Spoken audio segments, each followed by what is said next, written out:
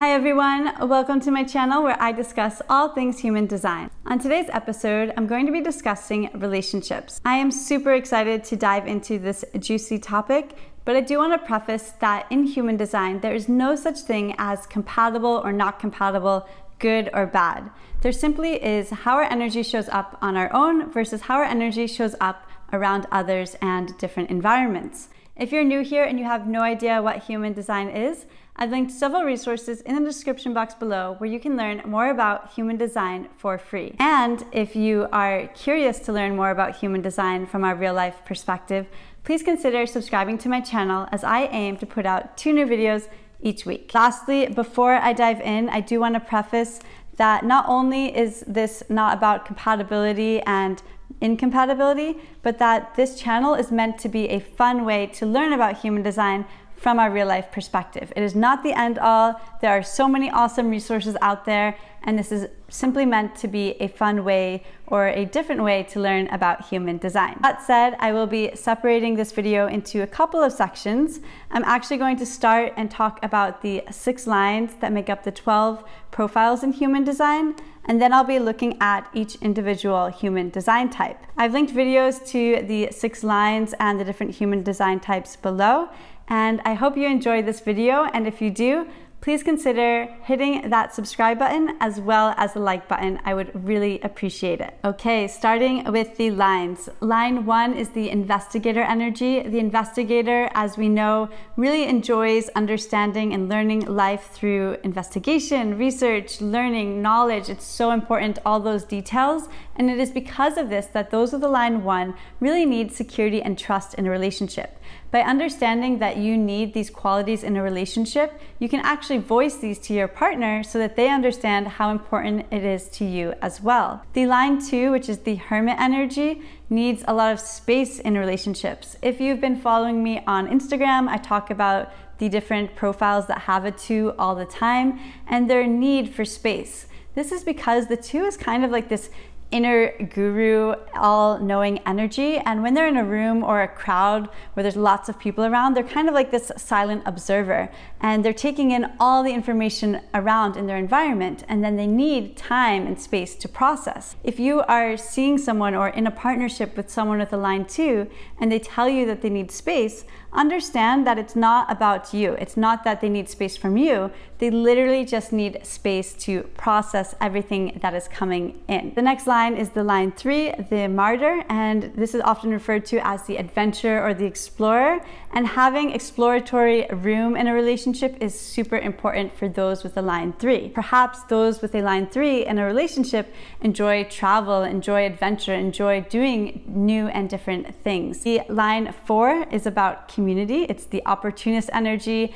These are those that love to be around others, and so having the ability to perhaps host dinners often or have people around and bringing community into the relationship is actually something that will be important. The line 5 with the heretic save the day energy needs to feel responsible in the relationship. They need to feel like they have a bit of responsibility because that's something that comes naturally to them and they enjoy that. That's part of their profile in human design. So having some responsibility or feeling that they are able to be the caretaker is important, although it's also important that if you have a line 5, not to feel like you have to be the caretaker or that you have to take on all these different responsibilities. You definitely don't want to be taking on too much in a relationship that it overwhelms you and then you're not able to show up at all. And lastly, we have the line 6, the role model. As many of you know, the role model energy lives as a line 3 until the Saturn return. And so here they also really thrive on trust and having a solid foundation, just like the line 1. Their first part of life is all about adventure and trying these different things, and their lives might feel like a total roller coaster. And when they pass their first Saturn return into even a little bit in their second Saturn return, so between the ages of 30 to 52, they really need this foundation. They want to have stability in their lives after so much of a roller coaster that they might have experienced previously. So that's something that's important. Again, if this doesn't resonate with you, that's totally fine. These are just some ways to think about the lines and how they show up in relationships. Now I'm going to move on to the different human design types. What's interesting about the different human design types in relationships specifically is that all of us have hanging gates coming off of different energy centers in our chart.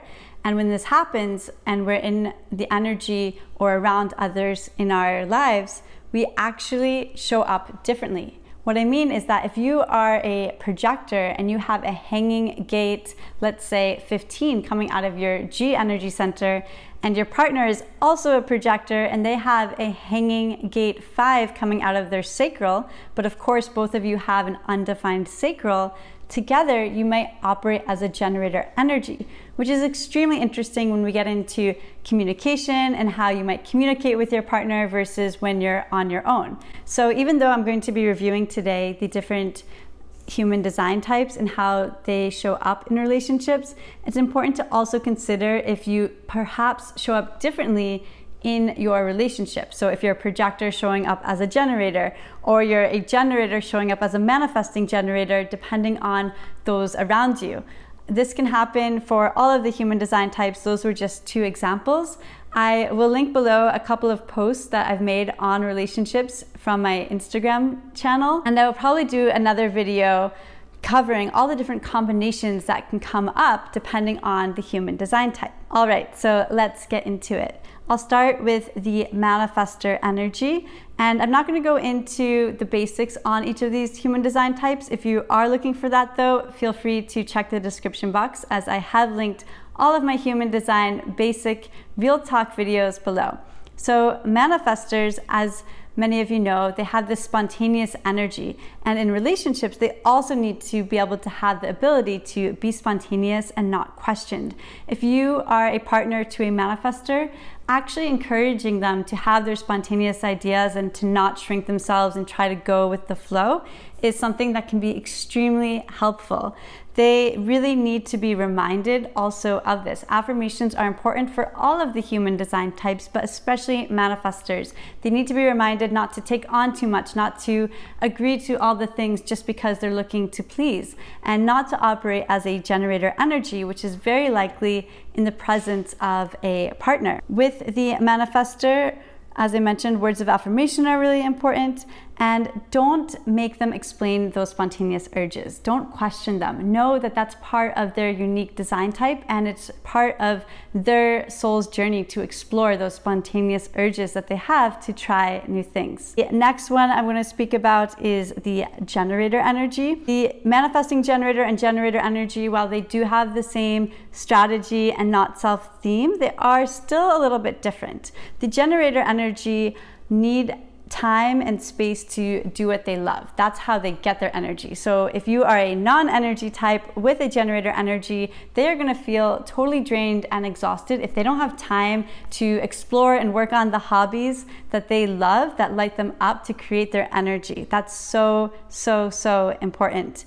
And it's really important also as a partner to show your generator partner boundaries, because generators, that's their biggest conditioning. They will always show up. They will always say yes to things, even if it's a no. So being aware that they might not necessarily want to be doing what you're asking them to do, and exploring that, letting them explore that, encouraging them to have boundaries is going to be really helpful in a relationship. And lastly, with all generator energy, remember to ask us yes or no questions. If you ask your generator where do they want to go eat, what do they want to do, what do they think about something, it's really hard for them to come up with a open-ended answer. Even though society is built on that and they're used to that and they likely will respond, you will find that if you ask a generator, hey, do you want pizza for dinner? They will respond with a yes or no. But if you ask them, what do you want for dinner? They're just gonna look at you and say, they don't care, they'll eat whatever you want. So having that awareness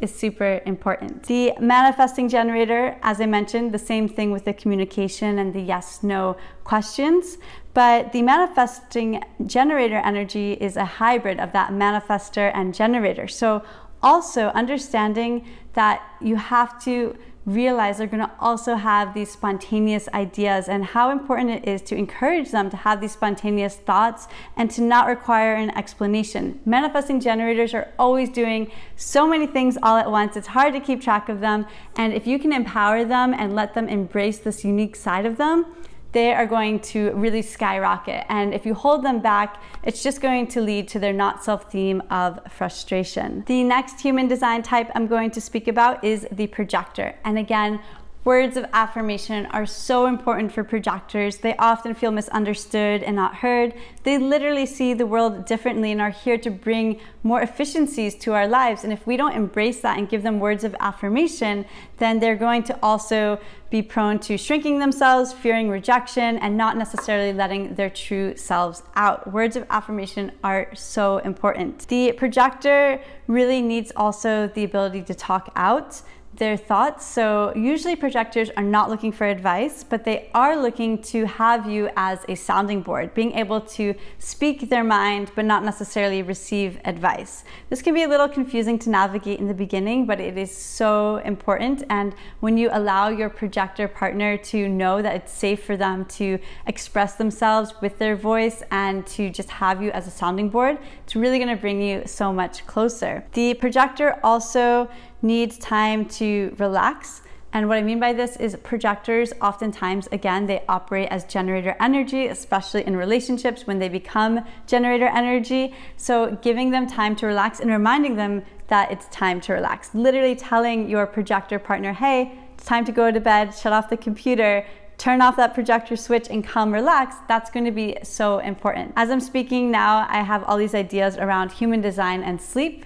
Each human design type is very different when it comes to sleep, so I will mention that now and remember to make a video all about sleep and human design. The other parts that I do want to speak about though when it comes to projectors is that they really need that encouragement, so encouraging their thoughts, inviting them to share, asking them open-ended questions, and understanding really that they are here to see the world differently. That's part of their unique design type, and knowing that, okay, just because they do things in a way that are different to you, it's okay. I personally live with a projector, and I always joke that I feel like I could make an entire series on things that my partner does as a projector that confuse me as a generator. I'm actually super curious to know if you are in a partnership with a different human design type or a similar human design type, in a partnership at all, what it has been like for you navigating human design and seeing how that shows up. Let me know in the comments below. The last human design type I'm going to speak about is the reflector. And the reflector is so interesting because literally around each and every person that they're in front of, they operate differently. Sometimes they could take on a projector energy or a generator energy or a manifestor energy. It's always changing. And so understanding this and knowing that actually reflectors are not meant to define themselves and allowing them the space to not define themselves, not making them define things in a relationship, can be kind of confusing for the relationship, but actually really important for the reflector. So important to just listen to them, not necessarily give advice, but just be this open space for them to share. And stability and environment are so important for reflectors because they're literally all the time magnifying the energy around them. So having a stable environment is really going to make a reflector flourish in a relationship and feel comfortable and safe. There again is so much I could share on relationships and human design. As I'm speaking out loud about it, there's things around the transformation arrows, around sleep, around routine, around our authorities, how our authorities show up around different energy types. So this is just the beginning. I'll call this part 1 of human design and relationships. And I hope you had fun. I hope that this was a fun video. Let me know what you think in the comments below, and please consider subscribing if you want to learn more. Thank you so much for watching, and have a great day.